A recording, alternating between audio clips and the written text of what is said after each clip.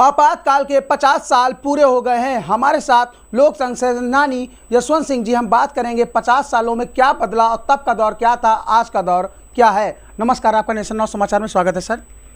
हाँ, देखिए हिमांशु जी, आज आपातकाल का 50 वर्ष पूरे हो चुके हैं। 51वें वर्ष में शुरू होने जा रहा है। देखिए, आपातकाल अटेंडम नहीं लगी थी। आपातकाल लगने के तमाम कारण थे।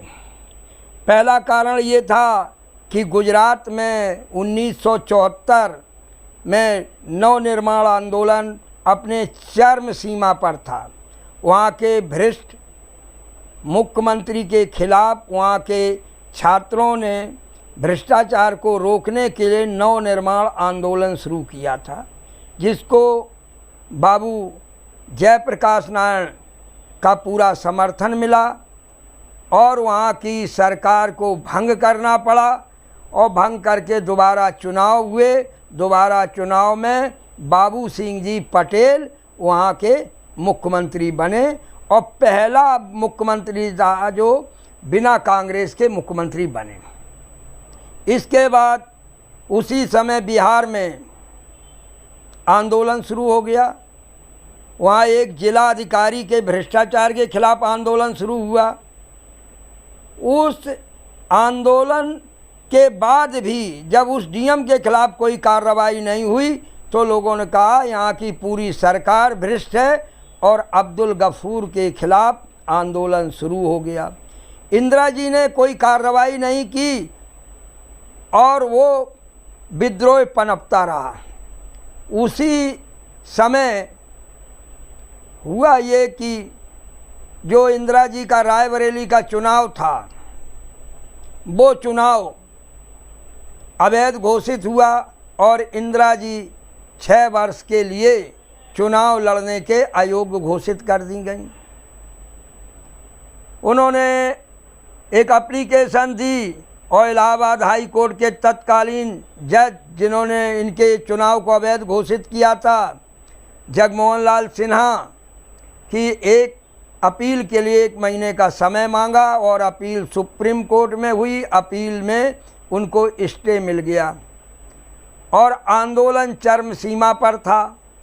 तो इंदिरा जी ने जन आक्रोश से बचने के लिए और माननीय न्यायालय के आदेश को निष्प्रभावी करने के लिए आपातकाल लागू कर दिया और आंतरिक आपात स्थिति लागू की। आंतरिक आपात स्थिति में उन्होंने 2 कानून का दुरुपयोग किया, एक DIR और Misa maintenance of internal security act. इस तरह से आपातकाल लागू हुआ। चूँकि जयप्रकाश जी का पूरे इस भ्रष्टाचार विरोधी आंदोलन में छात्रों के साथ खुला समर्थन था और ये आंदोलन छात्रों और पब्लिक का आंदोलन था।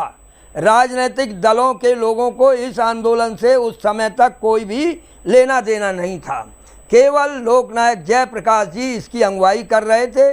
उन्हीं के नेतृत्व में ये भ्रष्टाचार विरोधी आंदोलन चल रहा था। हुआ ये कि जयप्रकाश जी को उठा के इन्होंने जेल में डाल दिया। जब जयप्रकाश जी को जेल में डाल दिया तो विपक्ष के नेताओं ने इसका विरोध किया, तो विपक्ष के नेताओं को भी उठा के जेल में डाल दिया गया। उसी समय कांग्रेस में एक युवा तुर्क करके गुट होता था, जिसके नेता थे चंद्रशेखर, किरणकांत, मोहन धारिया, अमृत नाहटा। तो इन लोगों ने भी विरोध किया कि ये गलत है। जयप्रकाश जी जैसे जनप्रिय और निस्वार्थ देश की सेवा करने वाले व्यक्ति को जेल में नहीं डालना चाहिए, तो उनको भी उठा के जेल में डाल दिया गया। तो इसमें सारे राजनीतिक दलों के लोगों का भी आखिरी में छात्रों को समर्थन मिला और ये आंदोलन धीरे धीरे चलता रहा, लेकिन अधिकांश सभी नेताओं को अंदर डाल दिया। तो आंदोलन कुछ लगा कि आंदोलन जैसे समाप्त हो गया है और 77 को आते आते इंदिरा जी को रिपोर्ट गई कि संपूर्ण विपक्ष जेल में है, अब कहीं कोई संगठन नहीं बचा है विपक्ष का, इसलिए चुनाव करा लिया जाए। और 77 का जब चुनाव हुआ, चुनाव के पहले पूरी रिपोर्टें थीं, रा की रिपोर्टें थीं, LIU की रिपोर्टें थीं कि विपक्ष कहीं अपना कैंडिडेट भी हर जगह नहीं खड़ा कर पाएगा। और वास्तव स्थिति भी यही थी। इन्होंने तो फॉर्मेलिटी के लिए केवल नामांकन कराया था। 1977 चुनाव आते आते ऐसा तूफान खड़ा हुआ कि कांग्रेस के लोगों को गांव में वोट मांगने जाना भी मुश्किल हो गया, कहीं घुसने नहीं दिया। पूरा चुनाव जनता ने लड़ा। जनता पार्टी नई नई अस्तित्व में आई थी, कोई उसका संगठन नहीं था, केवल जनता और जन आक्रोश ने कांग्रेस को उत्तर भारत में 0 पे आउट कर दिया। यूपी में तो 85 की 85 सीटें जनता पार्टी जीत गई थी। मानते हैं कि उस समय के दौर में इंदिरा गांधी सबसे कट्टर नेता मानती थी, लेकिन विपक्ष कह रहा है कि आज के समय में आपातकाल चल रहा है। तब क्या आपातकाल में आज जो विपक्ष आरोप लगा रहा है उसमें क्या कहना चाहेंगे? इस लोकशाही के लिए, जिन जीवन मूल्यों के लिए हम लोगों ने संघर्ष किया था, वो ना तो कहीं जीवन मूल्य बचे हैं, ना लोकशाही बची है। सारे राजनीतिक दलों में लोकशाही की कमी हो गई है। बीजेपी तो लगता है जैसे इसका तो लोकशाही या जनतांत्रिक मूल्यों से कोई भी संबंध नहीं रह गया है। उस समय ये देखा जाता था कि नसबंदी के कोटे फिक्स होते थे, आज भ्रष्टाचार के कोटे फिक्स हो रहे हैं। जिला अधिकारी से लेकर के सारे अधिकारी लूट में जुटे हुए हैं। पहले जो काम पब्लिक का 250 रुपये में हो जाता था, आज वो कार्य पब्लिक का 50,000 में होता है, 1 लाख में होता है। बुरी तरीके से लूट जारी है। और कहा तो जाता है जीरो टॉलरेंस, कहीं जीरो टॉलरेंस नहीं है। और हमें सबसे बड़ा अफसोस जो है, उस समय इमरजेंसी में तो व्यवस्था के खिलाफ लोग उठ खड़े हुए और आंदोलन किया, जेल गए और जेल जाके संघर्ष किया और संघर्ष करके तत्कालीन अधिनायकवादी सरकार को झुकाया और लोकशाही को स्थापित किया। आज युवाओं में वो विद्रोह की भावना नहीं है। आज युवा शांत है, युवा जाने किस नशे में मस्त है, लूट रहा है, रोजगार छीन रहे हैं। कहीं कुछ विद्रोह नहीं हो रहा है, कहीं कोई संघर्ष के लिए तैयार नहीं। राजनीतिक दल आज की तारीख में अगर कह दें कि खोखला हो गई, उनके अंदर कोई क्षमता नहीं बची है, उसका कारण है कि सारे राजनीतिक दल मैनेजमेंट पे चल रहे हैं। उनके यहाँ कार्यकर्ता नहीं है, प्रबंधक हो गए हैं। और जब कार्यकर्ता नहीं है तो आंदोलन किस आधार पे आप चलाओगे? आंदोलन तो कार्यकर्ता करता है। आंदोलन वो कार्यकर्ता करता है जिसको खोने के लिए कुछ नहीं होता है। आज नेताओं के पास, सबके पास अवैध संपत्तियां इकट्ठा हो गई हैं, तो वो पहले संघर्ष करें कि अवैध संपत्तियां अपनी बचाएं। आप देख रहे हो विधायक दल बदल कर रहे हैं। क्यों दल बदल कर रहे हैं? जो ही कहते हैं कि तुम्हारा ये नंबर 2 का है मामला, सो ही कहते हैं हम आपकी पार्टी मार रहे हो, हम विपक्ष से इस्तीफा दे रहे हैं, और तुरंत सत्ता पक्ष में घुस जाते हैं। कहीं ईडी है, कहीं सीबीआई है, कहीं पुलिस है। इतने हथकंडे लोकतंत्र को नष्ट करने के लिए, जनतंत्र को नष्ट करने के लिए अपनाए जा रहे हैं। आज आपातकाल से ज़्यादा खतरा उत्पन्न हो गया है। अगर जनता अब ना चेती तो देखिए, देश को टुकड़े टुकड़े होने से कोई नहीं बचा सकता है। देश एक जब रहता है जब संगठन और संविधान से जब देश चलेगा तो देश एक रहेगा। जब देश तानाशाही से चलेगा तो देश खंड खंड होगा।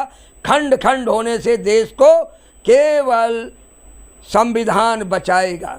हमारा विशाल भारत, इतना जब तमाम लोग कहते हैं कुछ झोंकता है, कोई कुछ झोंकता है, सत्य ये है कि जितना बड़ा भारत अंग्रेज़ों से हमें विरासत में मिला है, अंग्रेज़ों से मिला। इतना बड़ा भारत नहीं था पहले, तमाम जगह जगह फुटकर राजा थे, अलग अलग क्षेत्र के अलग अलग राजा थे। अंग्रेज़ों ने पूरे भारत को, विशाल भारत का निर्माण किया था। ये अंग्रेज़ों का बड़ा योगदान है।